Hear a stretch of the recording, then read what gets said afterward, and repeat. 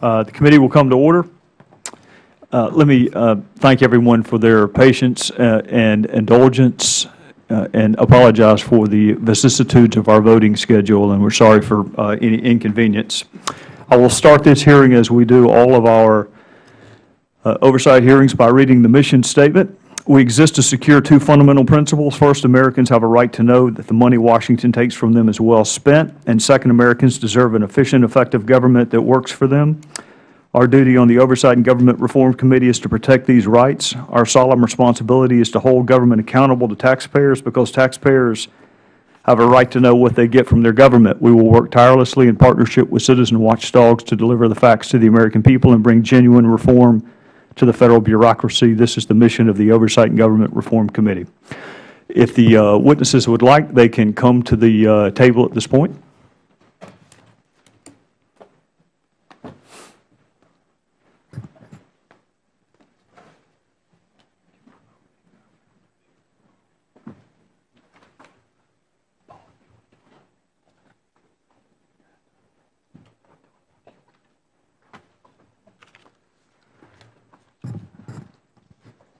Thank you. I will recognize myself for an opening and then recognize the gentleman from Illinois.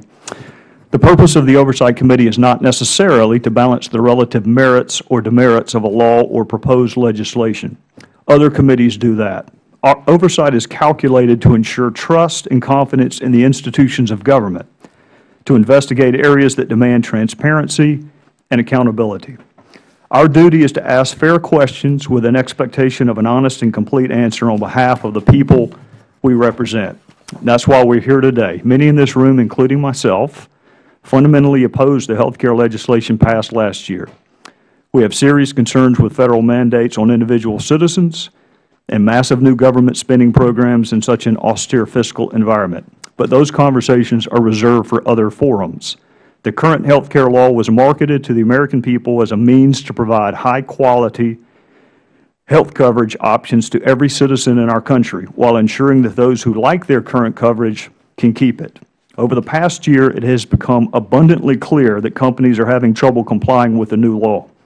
In order to escape the onerous burdens placed on businesses by this legislation, many of these companies have sought waivers from the Secretary for Health and Human Services with varying levels of success.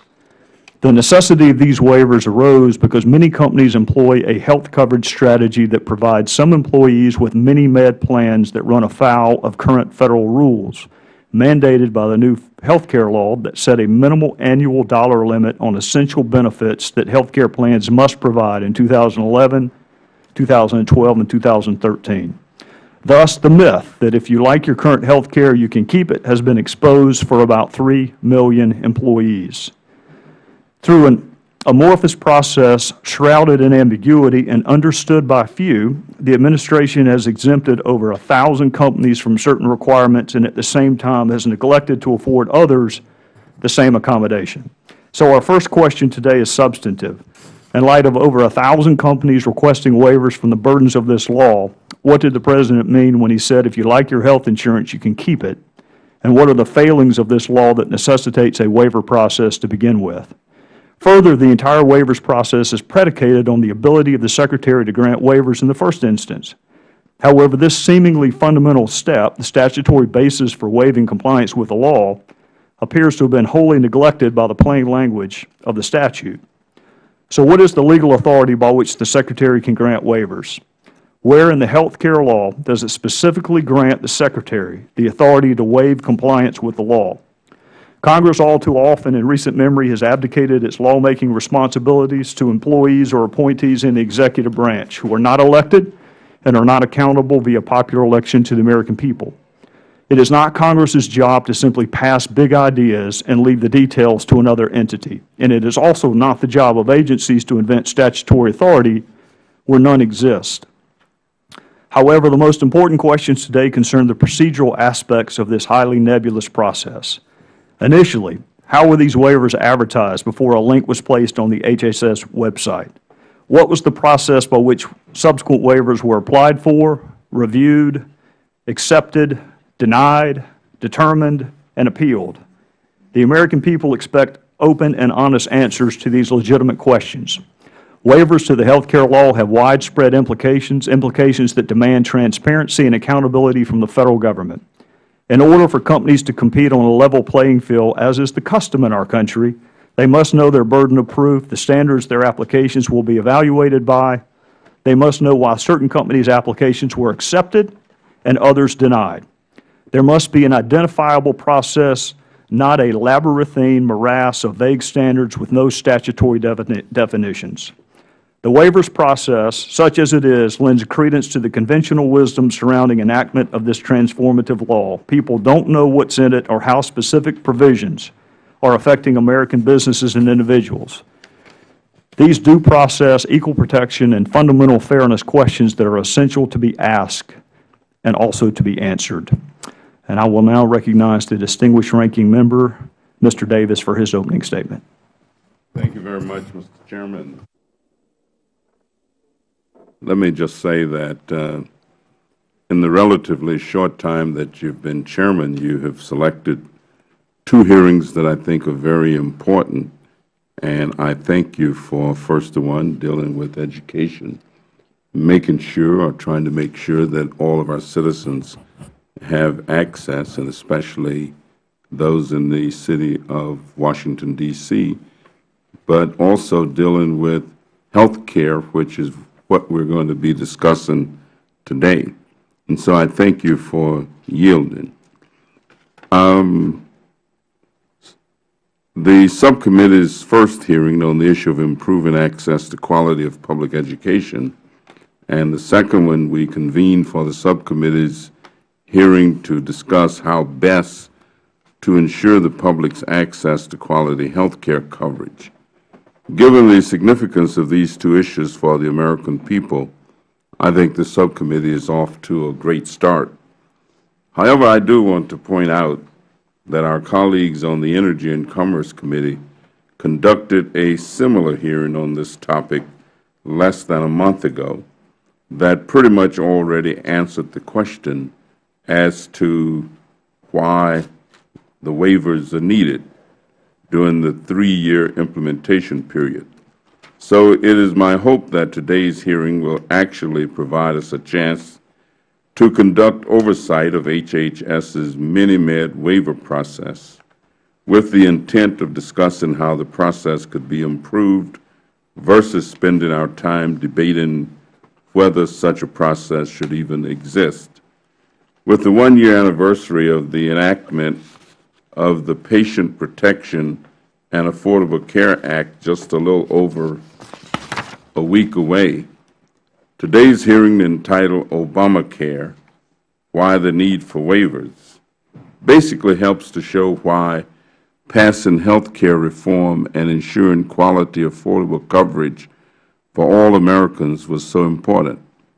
The landmark legislation called for the end of low-cost, mini-med health plans, which offer far too many hard-working Americans inadequate benefits and a false sense of protection. While the elimination of lifetime and annual limits of the amount of coverage to be paid by health insurance plan was a key aspect of health care reform, no one really expected this sweeping and monumental change to be fully implemented overnight. This is why the Act envisioned a transition period between 2010 and 2014 to allow for the reasonable conversion of millions of people from poorly designed, limited benefit plans to plans that provide more comprehensive health care coverage. I understand that in order to get us to the point of where all Americans have access to enhanced health care coverage, the Secretary of Health and Human Services is gradually phasing out these substandard plans in a manner that does not subject consumers to hefty premium increases or reduce overall access to coverage. Hence, the issuance of 1-year waivers to businesses that have demonstrated their inability to meet new coverage limits this year. Despite claims to the contrary, HHS's Section 1001 waiver process has been transparent, as evidenced by the multiple publication of regulations governing process in the Federal Register and the wealth of information and guidance on the annual limit waiver application process available to HHS's website. In addition to transparency, the process has also been fair, as more than 94% of applicants who applied for waivers received them. And let the record show that most of the waivers issued went to non-union plans. In fact, the waiver process we are discussing this afternoon may actually serve as a best practice of good governance example for other agencies to follow when engaging American public and business community. So, Mr. Chairman, I am glad that today's hearing provides us an opportunity to discuss some of the benefits of the Affordable Care Act as its ultimate impact on improving access to high-quality and affordable coverage for all Americans. I thank our witnesses for being here with us this afternoon and look forward to their testimony. And, Mr. Chairman, while I'm closing, I know that there are a number of members of the Committee on Reform and Oversight who are not members of the subcommittee who may wish to participate this afternoon, and I ask unanimous consent that they be allowed to do so. Without objection. Thank you, Mr. Davis. Chair would recognize Dr. Gozar. So ordered. The Chair would recognize the gentleman from Arizona, Dr. Gozar, for his opening statement. Chairman Gowdy and Ranking Member Davis and our tireless committee staff, thank you for holding this important hearing today, and I look forward to dwelling into the important issues at hand. And thank you also to our witnesses for sharing and appearing today on our behalf. Almost 1 year ago, the President signed into law what he and the House majority at the time called comprehensive health care reform. At the time, House Speaker Nancy Pelosi said, "We have to pass a bill so we can find out what is in it." As we learn more about this immense piece of legislation, we find it gives unelected bureaucrats unprecedented ability to dictate the parameters of an individual's health care. It also dictates what type of coverage small business owners can offer their employees. Needless to say, there is much cause for concern. Specifically, Section 1001 of this onerous law eliminates lifetime and annual limits on the amount of coverage a health insurer is required to pay. It turns out that millions of Americans use these annual limit plans and are satisfied with them. So the Office of Consumer Information and Insurance Oversight, CCIIO, was instructed by the Secretary to grant waivers to this elimination and therefore allow businesses to continue offering annual limit plans. On March 14, 2011, CCIIO Director Steve Larson, who is here with us today, said, "For the first year, we will set up this fairly straightforward, simple process, and we're now in the process of evaluating the plans out there and what is the best guide path to 2014. I think that today we will discover that indeed the waiver process was not straightforward or simple at all." On March 23, 2010, the so-called Health Care Reform Bill was signed into law. Only 3 months later, on June 28th, Health and Human Services issued an interim regulation creating a Section 1001 waiver. On September 3rd, the agency issued further guidance listing vague criteria through which individuals and employers could qualify for a waiver. On December 8th, HHS finally issued a waiver application. Yet even without this application, HHS granted over 300 waivers. How? What day was the first waiver granted? To date, over 1,000 waivers have been granted to Section 1001, saving 2.4 million Americans from being kicked off their health care coverage. I submit to you, ladies and gentlemen, that HHS has not whatsoever made this process straightforward or simple. Take, for example, on the screen, HHS's website above. There is no provision on the home page for a waiver application, or even for OCIIO, which is now called CCIIO. Or is it EIEIO, which I feel like Old MacDonald had a farm with these acronyms. Let's assume that you are well acquainted with this arduous process to search for OCIIO. It turns out OCIIO has a home page. And if you click to the bottom of that page, follow us along, and scroll all the way down to the bottom left, you'll see regulations and guidance, far from clear to the average Joe, who turns out to need to click right here. Under regs and guidance, see annual limit waivers. Under annual limit waivers, there are 4, count them, 4 guidance regulations. Good luck combing through those. As you can all see from this demonstration, there's a long way to go and a lot to examine before we can claim to have a transparent, easy process for America's job creators to navigate this law. Add in the cost.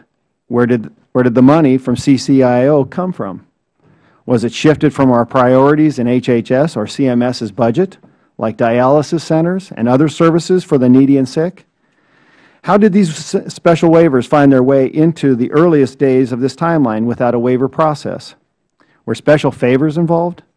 Why wasn't a blanket waiver issued, as with other flawed parts of this attempted government takeover of health care?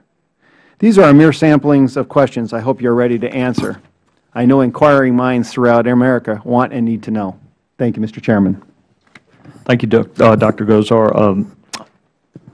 I'm going to ask unanimous consent to insert in the record. HHS produced to this committee guidance concerning standard operating procedures. I would ask unanimous consent to insert into the record the HHS guidance governing standard operating procedures. Hearing no objection, it is so ordered. I will now recognize the ranking member of the full committee, the gentleman from Maryland, Mr. Cummings. Thank you very much, Mr. Chairman, and to you and to our ranking member. Next week is the 1-year anniversary of the Patient Protection and Affordable Care Act. This landmark health care reform bill prevents insurance companies from denying children health insurance because of pre-existing conditions, prevents insurance companies from dropping beneficiaries simply because they get sick, provides small businesses tax credits to extend coverage to their employees, and provides seniors with a 50% discount on brand name drugs through Medicare Part D. Another significant improvement this law made was to direct the phase-out of so-called mini-med insurance plans that place restrictive limits on coverage. These plans provide meager benefits and often leave patients high and dry when they become ill or are involved in an accident. For example, a Wall Street Journal article in September 2010 featured a prominent fast food chain that offers its hourly employees a limited benefit plan that caps annual benefits at only $2,000. This plan covers almost nothing when someone needs serious medical care. A single trip to the hospital could cost tens of thousands of dollars and leave beneficiaries without coverage or with extensive out-of-pocket costs.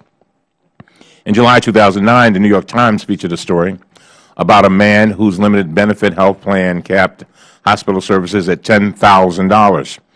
When he had to have a heart procedure, his insurance plan covered only a fraction of the $200,000 hospital bill.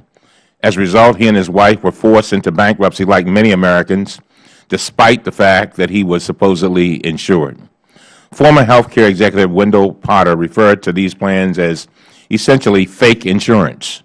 The reality is that people with many med plans often do not realize how terrible their health insurance is until they get sick or hurt and really need it.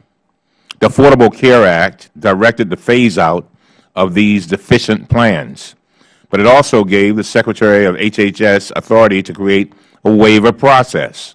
This is a temporary fix to help employers that offer many med plans whose premiums would increase in the short term with an abrupt transition to high or no annual limit plans.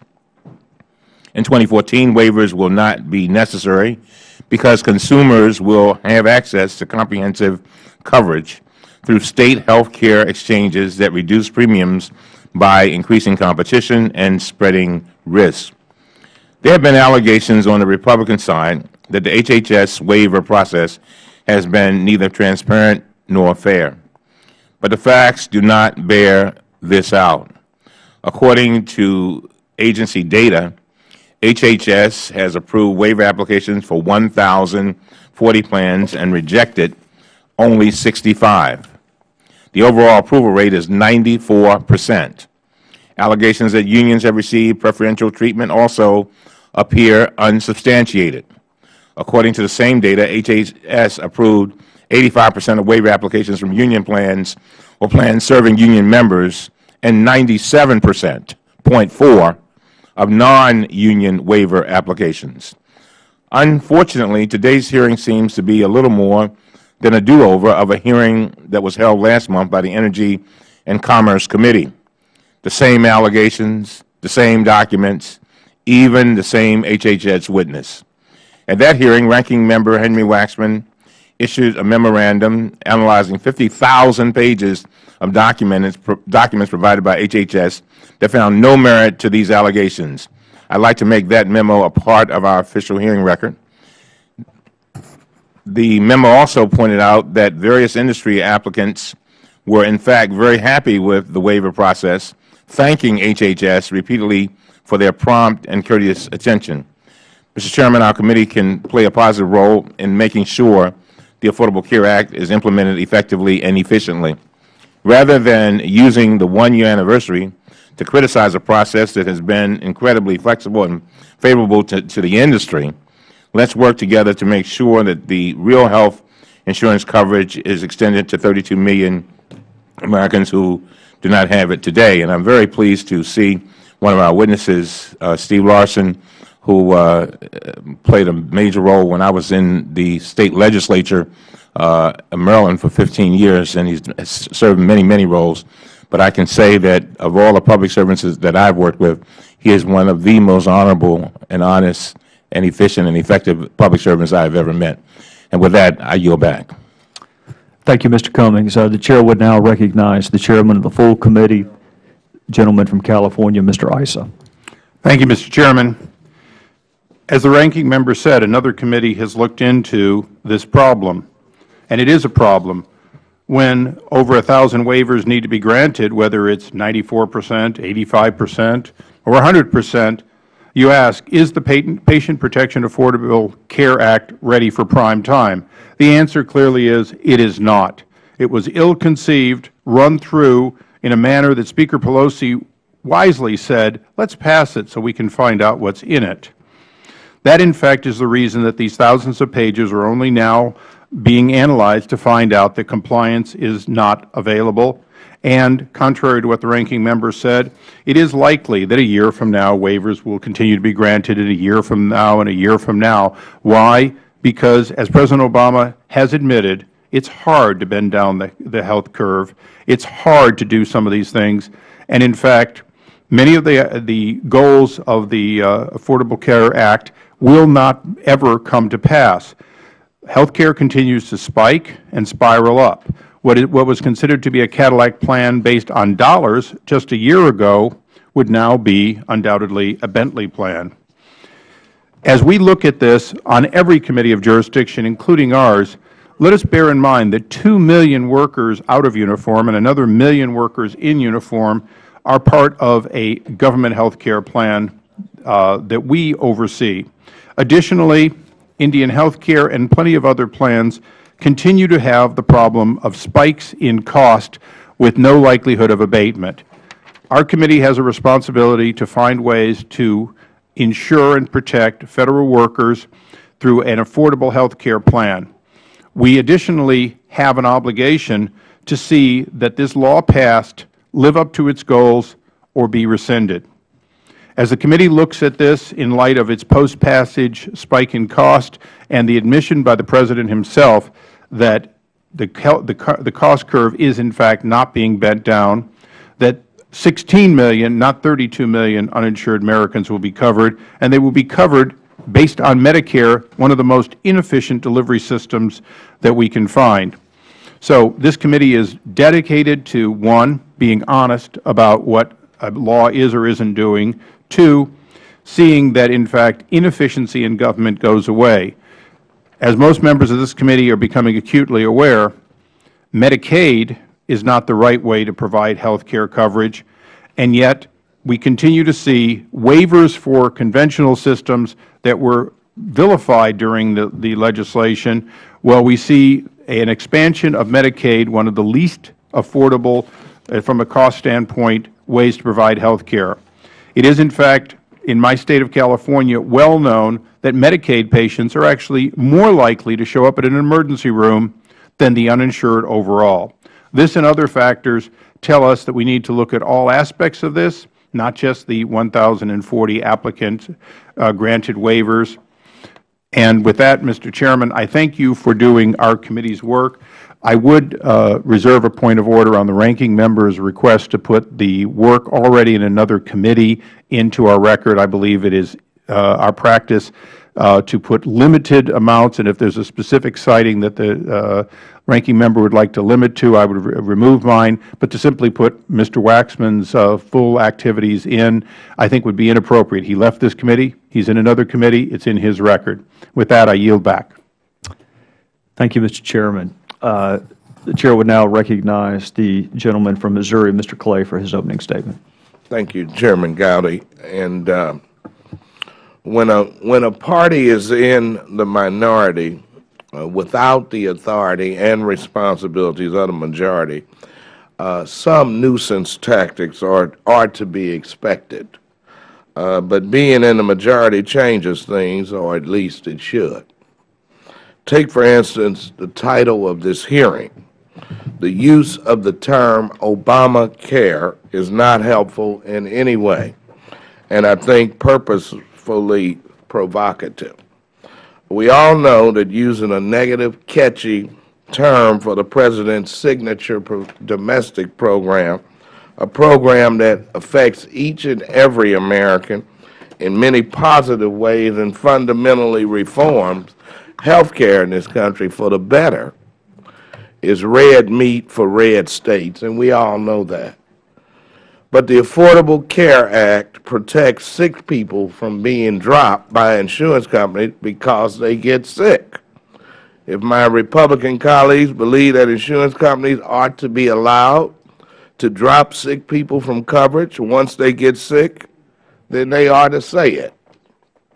The health care reform legislation protects people from being denied coverage by insurance companies because they have pre-existing conditions. If someone really believes that insurance companies ought to be able to deny coverage to people with pre-existing conditions, they should say so. Health care reform, an unfulfilled dream of both Republican and Democratic presidents for decades, means positive changes for virtually all Americans. If you want to roll back the progress that we finally achieved and leave Americans without health insurance, without health care, without health, you should tell the American people that straight out. But clearly it's unhelpful to use misleading terms and slogans like death panels and Obamacare. Reducing the President's signature domestic program, one that benefits all Americans, to a misleading term detracts from real oversight. It's also unfair. It would be like Democrats reducing the previous administration's signature domestic program that benefited all Americans. Well, if someone could remind me what that was, it would be unfair to call that program a negative nickname, too. Mr. Chairman, I yield back. Thank you, Mr. Clay. I would point out that people within this very administration have called this piece of legislation Obamacare, and I do not recall any moral outrage at the use of the terms Bush tax cuts, Bush wars, Reaganomics, or Carter malaise. That were unpaid for, or Medicare Part D. That anyone who doesn't want to use the phrase Obamacare does not have to use it. None of it was paid for or called or implemented by tax reform. So, I mean, what does it mean anyway? Are you through? I'm through. I'd like to welcome the witnesses at this point. And it's, well, let me also say this. Members may have 7 days to submit opening statements and extraneous material for the record. We will now welcome our panel of witnesses. We'll start with Mr. Steve Larson, who is the Deputy Administrator and Director of the Center for Consumer Information and Insurance Oversight at the Centers for Medicare and Medicaid Services. Previously, he has served as the Director of Oversight at the Office for Consumer Information and Insurance Oversight when it was within the immediate office of the Secretary of HHS. Moment of your indulgence. With your indulgence, I'll introduce everyone, and then we'll start with you, Mr. Larson, and go, if that's okay with our witnesses. Next, and I will apologize in advance, my South Carolina upbringing may not allow me to pronounce Hazelmeyer correctly. If that's, well, I'm willing to get it right if you'll correct me and tell me what it is. It's Heiselmeyer, but I even have relatives who call it Haselmeyer. Well, Heiselmeyer. Ed Heiselmeyer is a Senior Research Fellow at the Center for Health Policy Studies at the Heritage Foundation. Scott Wold is an attorney at Heitzman and Wold, an employee benefits law firm located in Minneapolis, Minnesota. Mr. Wold's practice focuses almost exclusively on employee benefits. Ms. Judy Fetter is a professor at Georgetown University, where she also served as Dean of Georgetown's Public Policy Institute from 2000 to 2008. She is currently a fellow at the Center for American Progress. Welcome to all of you. I will now recognize Mr. Larson for his, let me swear you first. I thought I was getting away from that when I left the DA's office, but let me find the oath. All right, I'm going to get you to all rise. Raise your right hands. Do you solemnly swear or affirm that the testimony you are about to give this committee will be the truth, the whole truth, and nothing but the truth? Let the record reflect all the witnesses answered in the affirmative. We will start, Mr. Larson, with you, recognize you for your 5-minute opening statement, and then we will move from my left to right, your right to left, and finish with Dr. Fetter. Okay. Thank you, Chairman Gowdy, Ranking Member Davis, and members of the subcommittee. Thank you for the chance to appear before you this afternoon. My full testimony has been submitted for the record. I serve, as was mentioned, as Deputy Administrator at CMS and Director of the Center for Consumer Information or Insurance Oversight, or CISIO, within CMS. Since taking on this role, I've been involved in implementing many of the provisions of the Affordable Care Act, including overseeing private health insurance reforms, establishing the health insurance exchanges, and ensuring that consumers have access to information about their rights and coverage options. Prior to becoming Director of CISIO, I served as the Director of the Office of Oversight, which worked with the states to implement the new insurance rules. As Director of CISIO, I'm committed to improving the health insurance system so that it works for consumers and businesses both now and in 2014, when consumers and businesses will have more quality health care options. As part of improving the current health insurance system, the Affordable Care Act ensures that consumers are provided meaningful and reliable coverage for their premium dollars by phasing in restrictions on the annual limits and insurance policies between now and 2014, the subject you've asked me to discuss today. Right now, about 160 million Americans get their health insurance through an employer. However, not all coverage offered by employers is the same. A very small percentage of employees are offered policies with low annual limits, caps on the amount of benefits that are provided under the policy in a given year. Often these policies are provided by employers who hire lower wage, part-time, or seasonal workers. While having such limited coverage may be better than no coverage at all, this coverage unfortunately can fail those that need it most. These policies can have high deductibles and annual dollar caps as low as $2,500. Some are better with $5,000 or even $25,000 in coverage, but in the case of a serious illness or accident, the coverage can be adequate. In 2014, consumers will be able to purchase fuller health insurance coverage in state-based exchanges. But in the time between now and 2014, we need to maintain the coverage for the small percentage of employees with these limited policies until better options are available for them in 2014. Immediate compliance with the new Affordable Care Act provisions on annual limits could cause disruption of this coverage. The Affordable Care Act specifically directs the Secretary to implement the restrictions on annual limits in a manner that ensures continued access to coverage. This is accomplished by phasing in the annual limit restrictions for most policies, and for this year we established a waiver process. All employers and insurers that offer limited benefit plans may apply for a waiver if they demonstrate that there will be a significant increase in premiums, or a significant decrease in access to coverage without a waiver. Applying for a waiver is simple, basic, with only 5 elements that CSIO has clearly published on our website. It's important to note that more than 30% of applicants have fewer than 100 enrollees. Small businesses are able to take advantage of this as well as large ones. We administer the process fairly without regard to the type of applicant or size of business. We've published our standards for reviewing the applications in the regulations implementing the law and again in the bulletins implementing the regulations. The vast majority of waivers, more than 94%, were granted to health plans that are employer-based. Of the waivers approved, 41% were to self-insured employer plans, 31% to HRAs, 23% to Taft-Hartley plans. These are employer plans governed by collective bargaining agreements, 3% to issuers. Only 2% of waivers have been granted to union plans. The limited benefit plans for which waivers are allowed cover an extremely small portion of people who have employer-sponsored coverage. Since setting up this waiver program, CSIO has granted waivers to plans covering less than 2% of all covered people in the private insurance market.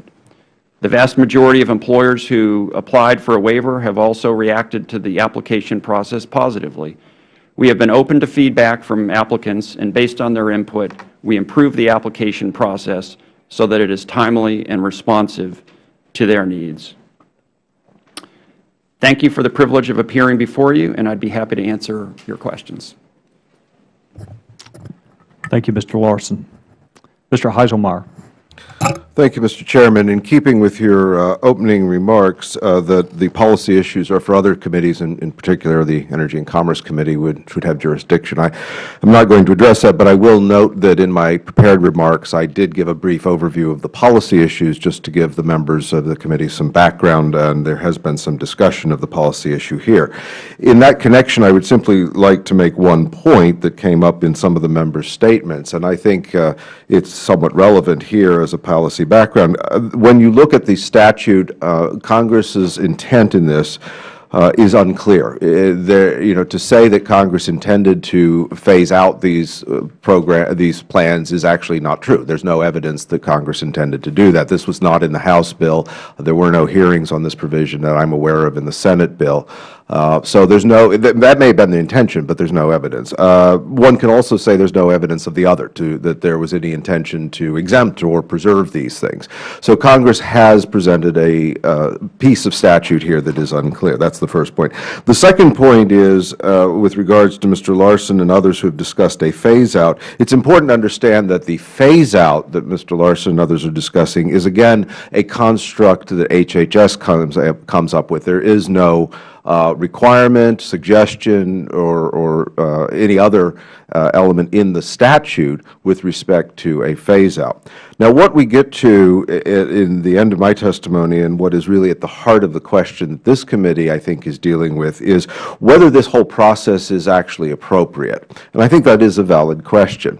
And in looking through the statute and the regulation, I was able to find, in my view, no actual explicit justification for HHS taking the actions that they've done in doing the waiver. So regardless of what one thinks about these particular plans, what one thinks about whether Congress intended to get rid of them, intended to keep them, intended to do it quickly or later, the question relevant to this committee is, does HHS have the authority to do it? It does not appear to me that they do, but I'm open to hearing the arguments of people who maybe have more expertise in regulatory law than I do. The other question that occurred to me is, well, could a reasonable case be made by HHS that whether it had authority or not, Congress had put it in an impossible situation in the statute, and that the agency or the department could only resolve that statute through the waiver process? And as I indicated in my testimony, again, I don't find that to be the case either. Congress seems to have simply asked HHS for one very simple thing, to fill in a number. Congress decided that instead of setting a dollar limit in the statute for the interim years, that it would delegate that to HHS to come up with a number. That is what the statute plainly says. So interestingly enough, HHS came up with 3 numbers. When I read the regulation, I was just looking over it again here while I was waiting, I don't see in the regulation, maybe Mr. Larson could point to me if I missed something, any explanation of how they arrived at the numbers of 750,000 or 1.2 million or 2 million. Indeed, the table of data that they present, which I'm not questioning the data, but the breakouts aren't according to that. I mean, the breakout is, $500,000 to $1 million. Well, how did you get 750,000, which is in the middle? I mean, there's nothing that tells me, so that there's no idea in here as to where these numbers came from, why they did a 3-year phase out. All Congress asked them to do was set an interim and one interim number. So clearly, in my view, the statute doesn't require this, and HHS could have responded to the requirements of the statute by simply taking the analysis in the regulation, saying, based on the foregoing analysis, the number prior to 2014 shall be, and set the number. Everyone would then have known what it was and could determine on their own whether they needed to comply or not. Finally, the question is a public policy question of whether this kind of waiver process is appropriate or desirable in public policy. I would argue for several grounds that it is not desirable for this particular kind of a waiver process in public policy. While there is no evidence I'm aware of corrupt practices, it certainly invites the temptation or the opportunity for favoritism. It certainly does provide for unequal application of the law, and it furthermore creates the perception and possibly the fact that the regulatory process is being used or subordinated to political ends as opposed to simply enforcing the law that Congress wrote. So I think there are many reasons to question the suitability of the entire process. Thank you for your patience and your time, Mr. Chairman. I'll be happy to answer questions from the committee. Thank you. Mr. Wool, we will recognize you for your 5-minute opening statement. Thank you, Mr. Chairman, members of the committee. As you mentioned, I am an employee benefits attorney, and on a daily basis I work with employers, both large and small, with respect to their employee benefits plans. And so in the last year since the Patient Protection and Affordable Care Act was passed, as you can imagine, we've spent a large amount of time working with this particular law as it applies to our clients and their plans. And I'm here today to talk about one particular aspect of that experience over the last year, and that is with respect to the waivers from the annual limit restrictions. First, a note about how, as an attorney, I became aware of this program or this process. We did review the legislation, or at least the parts of the legislation that applied to employer benefit plans. And we did very closely monitor regulatory implementation, or when the regulations came out, we took a close look at those. And so the first time I learned of the possibility of a waiver program was in June, when the regulations on the annual and lifetime limit restrictions were published. Noted in reviewing those regulations that there was a authority given to the Department to issue or create a program providing waivers for certain types of plans. The regulations didn't contain a lot of detail, and so we didn't really learn much about the program itself until later in September, when the first piece of guidance was issued regarding the program itself. As an attorney, we subscribe to a number of different benefits news publications, I guess I would call them. Typically, they're online, and so we get either daily or weekly, we get informed of different developments that are occurring in the employee benefit area. And so it was through those processes that we learned about the guidance being issued with respect to the waiver program. And we, of course, went out and reviewed it. I'm not aware whether it was publicized in any other way, but that's how I became aware of it. And as an attorney, we certainly monitor those types of things. One of the things that we then did was we worked with a number of employers in applying for the waivers. And most of our experience was not in the context of mini-med plans. There's been discussion of mini-med plans and how the waivers are applicable to them.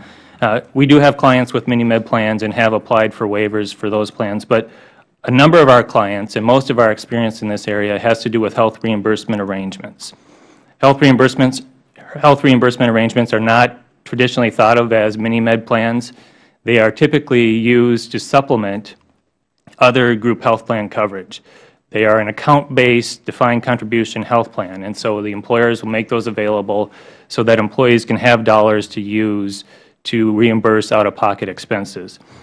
And HRAs have really been, I would say, largely ignored in this whole process. They are group health plans. They are subject to these rules in general. And in the preamble to the interim regulations, there was a specific exemption provided to certain health reimbursement arrangements, something called integrated HRAs. The problem was there was no definition or any guidance provided what an integrated HRA is, and so there has been a lack of clarity in the benefits community about which HRAs are subject to these annual limit restrictions and which are not. In addition, it was never clear, at least from the published guidance, whether HRAs could apply for waivers. The guidance talked about mini-med plans or limited benefit plans, but there was no mention of HRAs. And so we did some investigation. We called the department and informally got an answer that yes, HRAs could apply for these. And that's how we were able to go through that process with our clients who sponsor HRAs. The difficulties we experienced, especially with our clients who sponsor health reimbursement arrangements, suggest to me that maybe the waiver process was not the best method to go about providing this relief. I don't disagree that, or I won't take a position on whether the relief was actually needed or a good idea, but I think once it was decided that some of these plans would have time to continue to be maintained as they were, the waiver process created a number of challenges to employers, and there may have been a better way to do that. Thank you. Thank you, Mr. Wold. Dr. Fetter.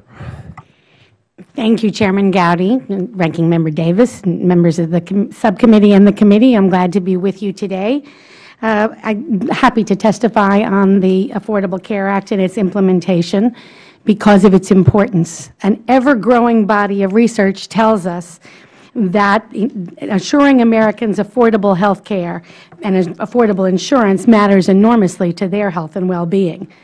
As you noted in the outset, almost exactly a year ago, the Affordable Care Act, or ACA, was enacted to provide that assurance. The law assures most, if not all, Americans essential health insurance coverage by building upon, not replacing, the current health insurance system, securing what works and fixing what doesn't. Today, about 170 million Americans get health insurance through employment.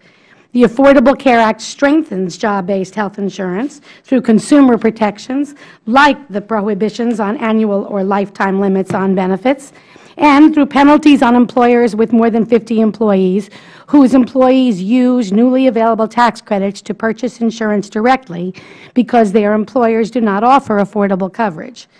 According to the Congressional Budget Office, under the ACA, job-based coverage will remain in the future the primary source of health insurance coverage for working Americans that it is today. At the same time the Affordable Care Act secures what works in providing health insurance, it fixes what is generally recognized as broken, the non-group health insurance market. Although in theory, people who do not get coverage through their employers can buy it on their own, in practice the non-group market is not a safety net. On the contrary, insurers survive in this market by attracting and assuring that they attract consumers when they're healthy and avoiding us when we're sick. To address this problem, the Affordable Care Act takes what's often referred to as a three-legged stool approach. You need all three legs to make the stool work. Unless we require health insurers to take us all, regardless of our health needs, without extra charges for pre-existing conditions, people will be denied coverage they need. And insurers can only accept all comers if they can expect all of us to buy insurance when we're healthy, not to wait till we're sick. And we can only expect everybody to buy health insurance if they get help to pay those premiums if they can't afford them, the help the ACA provides in the form of tax credits. The Congressional Budget Office estimates that with arrangements under the ACA, about 19 million people will be covered through health care exchanges and receive tax credits by 2019, and that another 16 million people on top of coverage projected by under pre-ACA law will be covered through Medicaid. This Medicaid expansion reflects another fix in the ACA. Today, the same low-wage workers whose employers don't offer coverage have been denied Medicaid benefits as well, no matter how low their incomes. Fortunately, the ACA brings an end to this discrimination by extending Medicaid at full Federal expense to all individuals whose incomes fall below 133% of the Federal poverty level. Though sorely needed, changes in our health insurance system can't take place overnight. The ACA is designed to strengthen and extend the health insurance coverage Americans count on, not to disrupt it. The law recognizes that building new marketplaces will take time, and until the full set of new insurance rules and subsidies are in place, people who have inadequate coverage may want to hold on to it despite its limitations. Therefore, the Administration has been willing to grant waivers from some of the law's early requirements, which, if fully imposed, might leave some people with nothing. The aim of the law's early requirements and benefits is to make matters better without making them worse until the full law goes into effect in 2014. Far from indicating weaknesses in the Affordable Care Act, these waivers reflect its strength in matching requirements with capacity. It behooves administrators of the ACA to be sensitive to disruptions alongside improvements and to assure a balance that enhances people's protections as the law intends. And it behooves overseers of the law's implementation to recognize the big picture, the enormous problems the Affordable Care Act was enacted to address.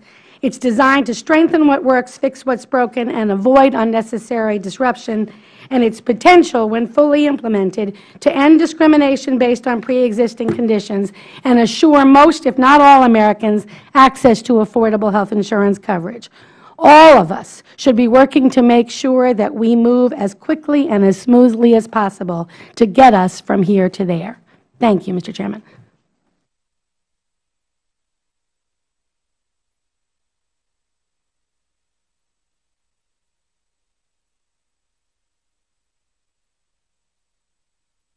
On this subcommittee is our desire to be good stewards of your time, as well as the time of the people who are gracious enough to be with us. I'm informed that votes are imminent. So what I would propose to Mr. Davis and to my colleagues is that we continue on until votes are called, that we adjourn long enough to go cast our votes, and then that we come back and we do it as quickly as we can to be good stewards of your time. Thank you. All right. I will recognize myself for 5 minutes at this point. Mr. Larson, I'm not going to spend any time quarreling about the statutory authority for waivers. I'm not even going to discuss the substantive aspects of the health care law. What I want to focus on is the waiver process. Can you tell me when the waiver process was first made public?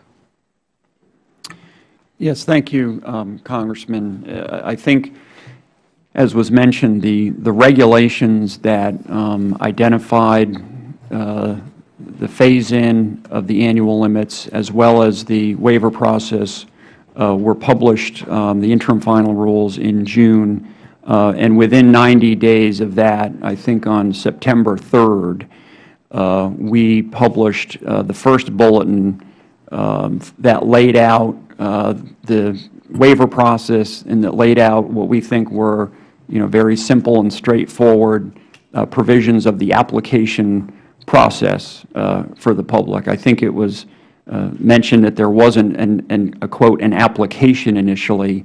In fact, in order to make the process very simple, we just laid out the types of information that an applicant could provide, and later on, as we got more applications, to improve the process, we did develop a form that people were to use online, a spreadsheet, if you will, Let's assume it's September 3rd. Were there applications for waivers that were made prior to September 3rd? Not to my knowledge. Were there waivers granted prior to September 3rd? Not to my knowledge. I mean, we didn't have the application process set up. That's my point. Right. Are you sure there were no requests for waivers prior to September the 3rd, 2010? Requests for waivers? Request, applications, request. I've been advised that there were 3. And what process did you use, given the fact that there was no public process that had been promulgated at that point for those 3? Yeah, I assume that they were held until we set the process up. That's my assumption. And when you say process, are you referring to the regulation that used the word large and significant, the words large and significant? No, when I say set up the process, I'm referring to the bulletin that we issued in September. That was when we identified that there was a process in place. So we issued the reg, and then we established the process through what we refer to as sub-regulatory guidance, which is the bulletin that we put out in September. So your testimony is that there were 3 applications, whether that's formal or informal, for waivers prior to September of 2010? That is my understanding, but I'd like to confirm that for the committee. Okay.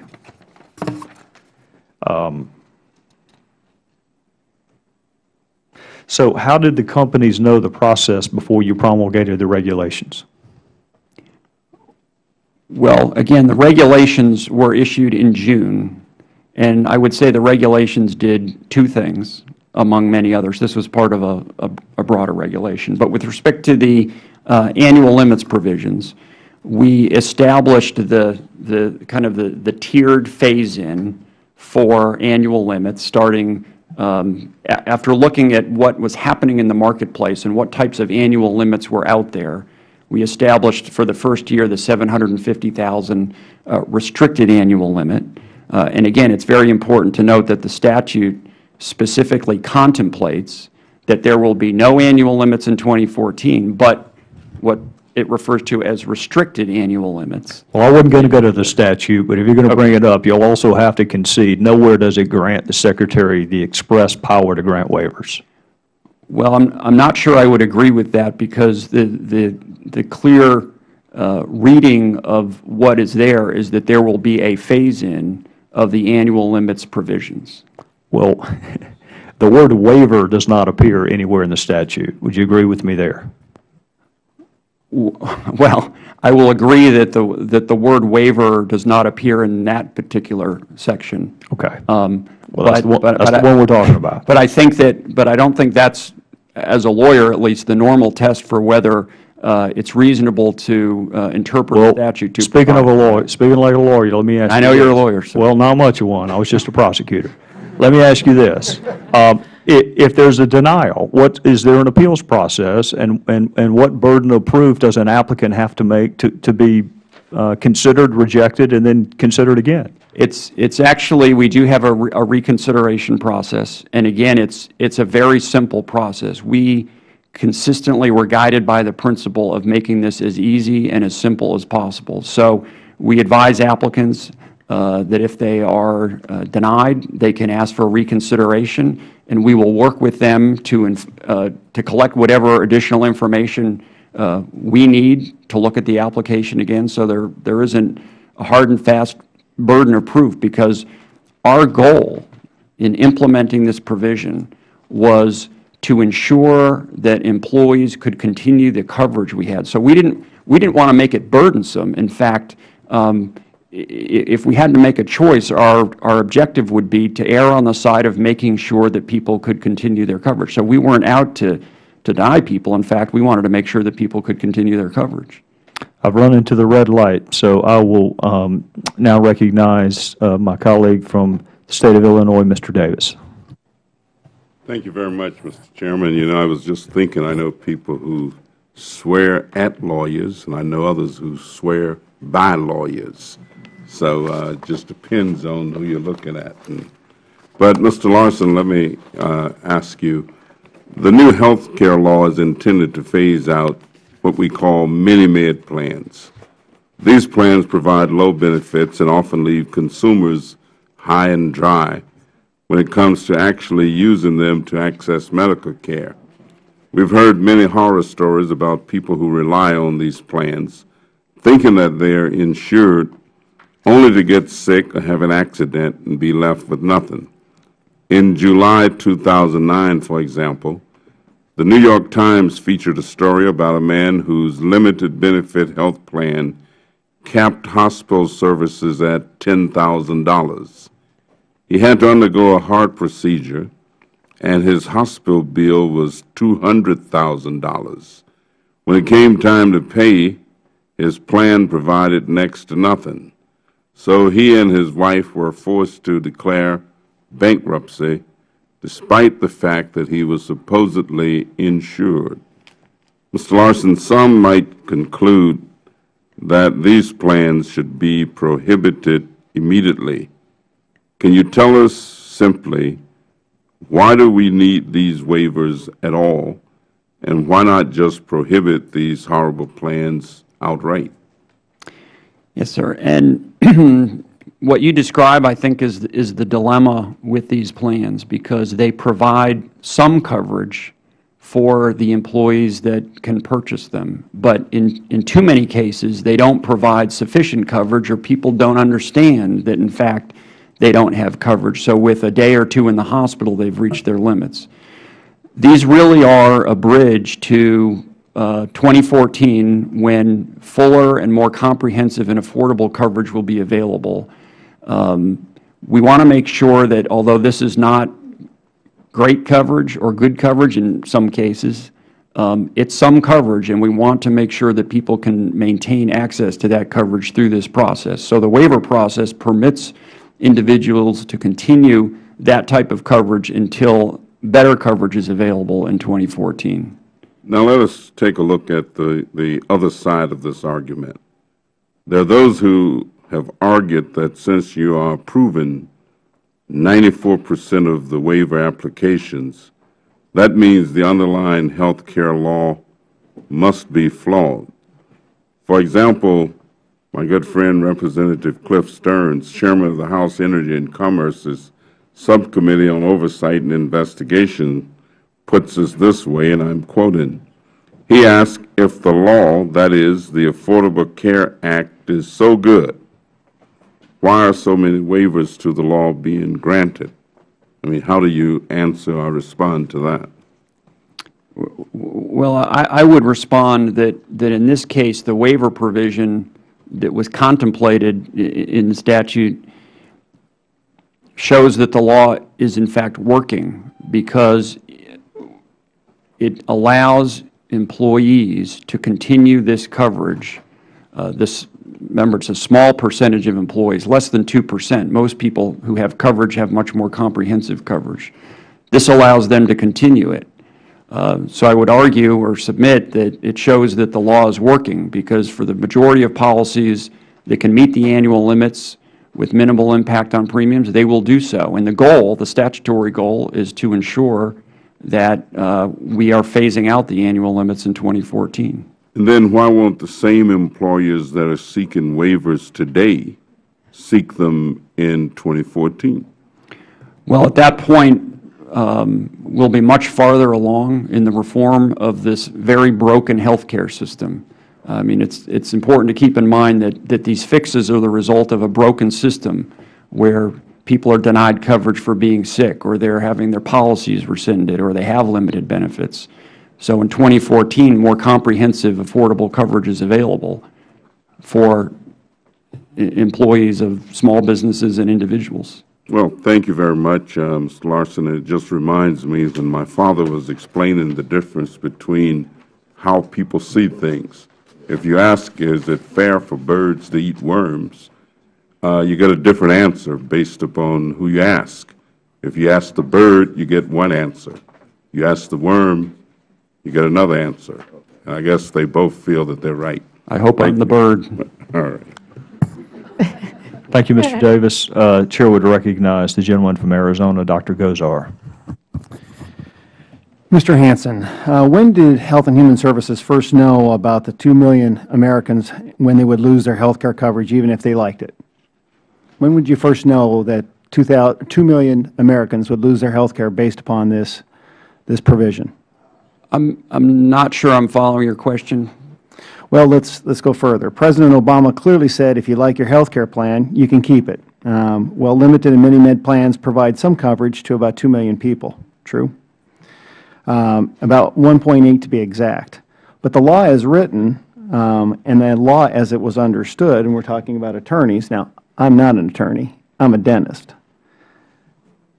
7-Eleven, Lowe's, National Restaurant Association, National Retail Federation, the U.S. Chamber of Congress said, in their opinion, the bill as written eliminated this health care coverage, period.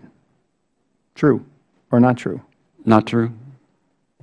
I mean, as I described earlier, it does two things. It sets up a phase-in of restricted annual limits leading to no annual limits in policies, but preserves the ability for this small part of the market that has very, very low annual limits to continue until we get to 2014. Did you know those groups met with the Secretary for Health and Human Services in June of last year about that very issue? I don't think I did. We had meetings with groups as well to talk about the development of the waiver process. So I don't know who met with the Secretary specifically. Who all was involved in developing the waiver process? Well, we developed the waiver process, HHS. Just on your own?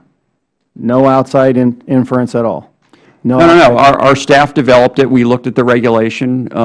We met with stakeholders who had an interest in the process. We took their suggestions to heart, which were to keep it simple, to make it easy to apply, to make it prompt so that it didn't take too long. So I think we did all those things, 30-day turnaround time. Again, we think it's simple to use. We've gotten a lot of positive feedback from a number of groups that, in fact, it is very straightforward.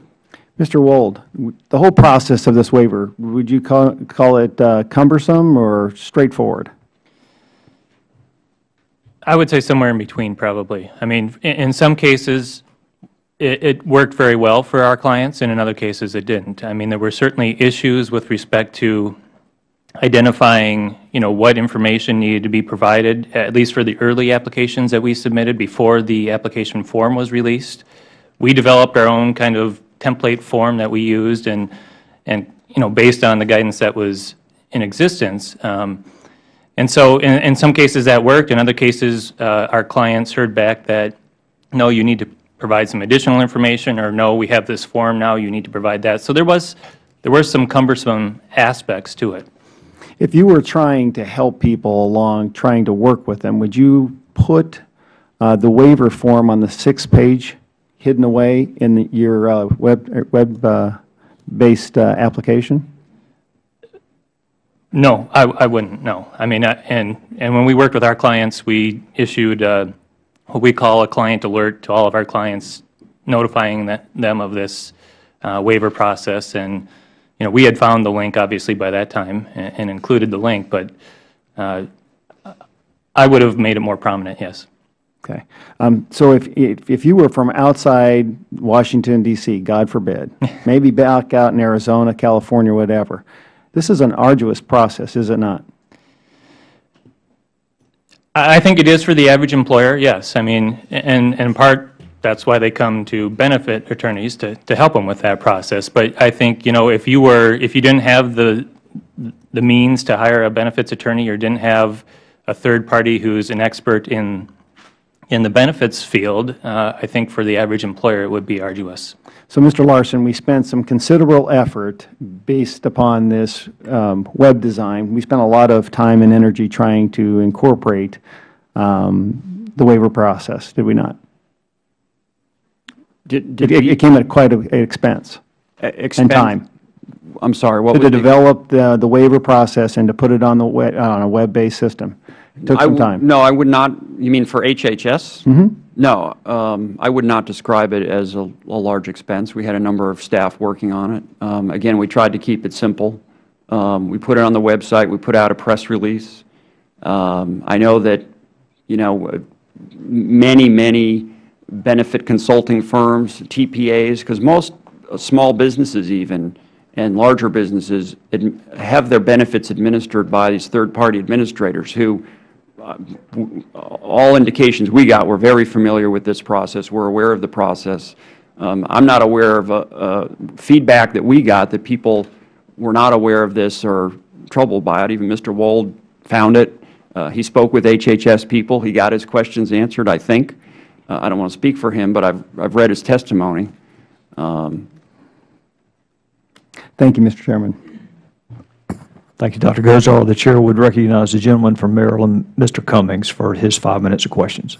Thank you very much, Mr. Chairman. Mr. Larson, some of your critics have raised questions about the Secretary's authority to issue waivers that allow limited benefit plans to be extended and gradually phased out by 2014. For example, in a February 10th, 2010 letter to you, Chairman Issa said that it was unclear which section of the Patient Protection and Affordable Care Act grants authority for HHS to waive the statutory provisions that in limited benefit plans. As I understand it, the Affordable Care Act added Section 2711 to the Public Health Service Act.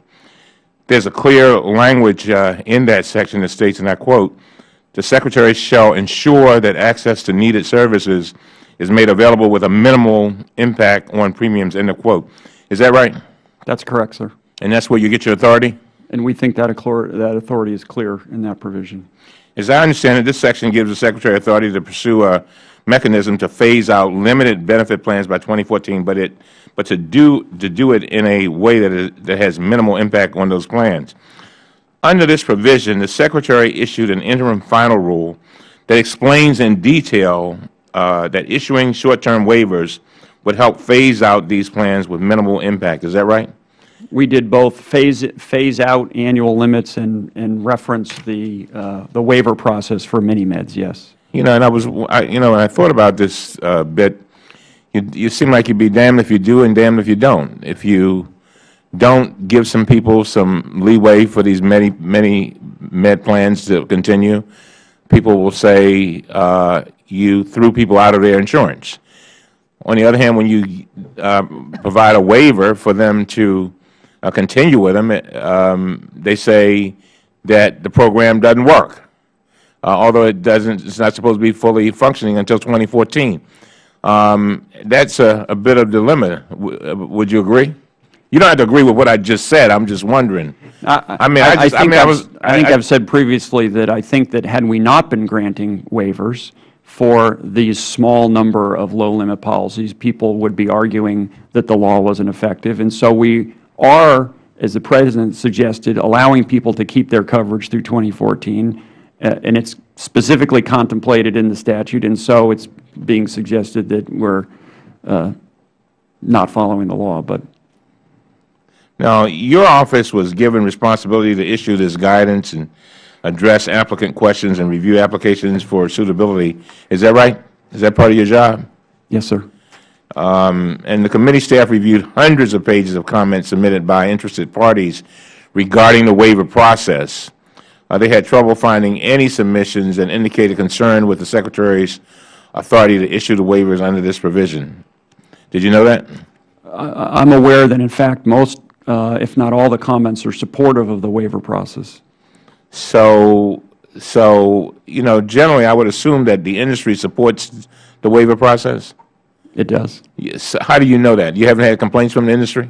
Well, I'm sure they didn't come running into your office saying, hallelujah, we love this. Well, we've gotten comments on the interim final rule, which were supportive of the waiver process. And in the course of administering the process as well, we've received positive feedback, both from individual applicants and trade groups associated with businesses that need waivers. Now, some critics have suggested that the process by which annual limit waivers have been issued is biased and favors certain groups such as unions. For example, in February 10th, 2010 letter to Secretary, Chairman Issa made this statement, and I quote, "The current process gives credence to the perception that bureaucrats are picking winners and losers in a politicized environment where the winners are favored constituencies of the administration." Is that accurate? That's not true. We do not favor any particular type of applicant or any applicant from a particular sector, and we've applied the standards that we set out fairly across all the applicants. Is political support for the Obama administration or health care reform a factor your office uses in evaluating applications for annual limit waivers? It is not. And you understand you're under oath? I do, sir. And I think that'll be it. I yield back. Thank you, Mr. Cummings. The Chair would recognize Dr. Desjardins. Thank you, Mr. Chairman. Dr. Fetter, I guess we'll start with you. I was listening to your testimony, and you seem pretty confident about the upcoming success of the Obamacare, or ACA as you call it. How would you rate the government's management of the Medicare system right now? Of the Medicare system? I believe that the Medicare system, or I know that the Medicare system is extraordinarily effective in assuring access to affordable health care for the nation's seniors and those people with disabilities it covers, and has been so for some years. And that does not mean it does everything right, and one of the advantages of the Affordable Care Act is the new mechanisms it creates to reform payment and the mechanisms in Medicare to make it much more efficient. Do you think Medicare is efficient and financially stable right now? I think that health costs are rising. Medicare is actually, its rate of growth in health care costs per capita has actually, over the last multitude of years, been slower than growth in the private sector. Do you think health care costs are going to stop rising? I think that we're going to have to do everything we can to make us get better value for the dollar in the system. Medicare has in the past been a leader in that effort. The private sector has followed when Medicare has been a leader, and I think that's what we need again. Do you think Medicaid's a good system and it's financially stable? I think that Medicaid is, when you talk about payment, Medicaid is paying a very low rate. Is it a broken system? No, it is not a broken system. It's enormously value in providing, it's the nation's long-term care safety net, and enormously value for covering those that it protects. Okay, so you think that the federal-run programs right now, Medicare and Medicaid, are doing pretty good? I think what I said was I think that they are enormously valuable, and in terms of protecting people, they are not relative to the private sector. They're doing, if anything, better in terms of efficiency. But I think we need to improve everybody. Okay, that's a good point. You think it's doing better than private sector? Do you know know prior to that prior to the implementation of Obamacare, that approximately what percentage of Americans rated their health care as good or excellent? I would have to check. About 75%. Okay. How many people is the Affordable Health Care Act or Obamacare supposed to cover? I mean, what was uncovered? The Congressional Budget Office is that it will expand coverage by over 30 million people. Okay, and you said that 19 million would go on 19 million in the exchanges receiving in the exchange, and another 16 million would go on Medicaid? Yeah. Okay, so if you break that down, that's, I guess my math's correct, about 35 million people that you're saying are uncovered right now? That I'm saying that the Congressional Budget Office says these will be additional people who will receive coverage. The expansion of coverage. Well, the fact that we're having this hearing today about waivers would make me feel that maybe the Health Care Act itself was flawed, and now we're trying to find a way to make it look better. I guess I have grave concerns about the fact that the systems right now, in fact, we're about to go vote on a way to keep the country running, because as we all know, we're broke and our deficits are increasing at remarkable rates, but yet somehow we think that we're going to add people to a health care system and decrease cost and increase quality. Do you really believe that with increasing health care costs? What I would say, only reiterating what the Congressional Budget Office found, is that the law is fully paid for, that it actually slows the growth in Medicare, in Medicare spending, and that it covers people at the same time. And I think that that's the right thing to do. Mr. Hausmeyer, you haven't had a chance to talk much here. Do you have any opinion on any of that? I mean, all of the foregoing is not true, I suppose. The hearing really is about health policy, not about health policy, but about this waiver process. And the only thing I would add on the waiver process, I could debate with Dr. Feder some of her comments all day. I just want to make it really clear for the committee, there is no mention of a waiver in that portion of the law, as Congressman Cummings cited. In fact, the preamble to the sentence, Congressman, is in defining the term restricted annual limit for purposes of the preceding sentence, the Secretary shall ensure that access to needed services is made available with a minimal impact on premiums. So the instruction to the Secretary in the statute is purely to define a term, restricted annual limit. It doesn't even contemplate a phase-in. Mr. Larson, some other members, Mr. Davis had made the comment that this was intended to phase out. It may have been. If it was, we don't know. The reason we don't know is there is nothing beyond the statute to give any indication of congressional intent. This was added later in the Senate version of the bill. There were no hearings on this. So whether it was or wasn't intended, there is no phase-out in here. There is no waiver. And finally, Mr. Jarlis, I could direct your attention to one of my footnotes in my paper where I cited that, in contrast, I found 21 subsections of this legislation, PPACA, 21 subsections of this legislation, where explicit, new, not existing waiver authority, because there are many more that refer to existing waiver authority, but explicit, new waiver authority was deliberately granted by Congress to the Secretary of HHS. That is 21 separate other sections.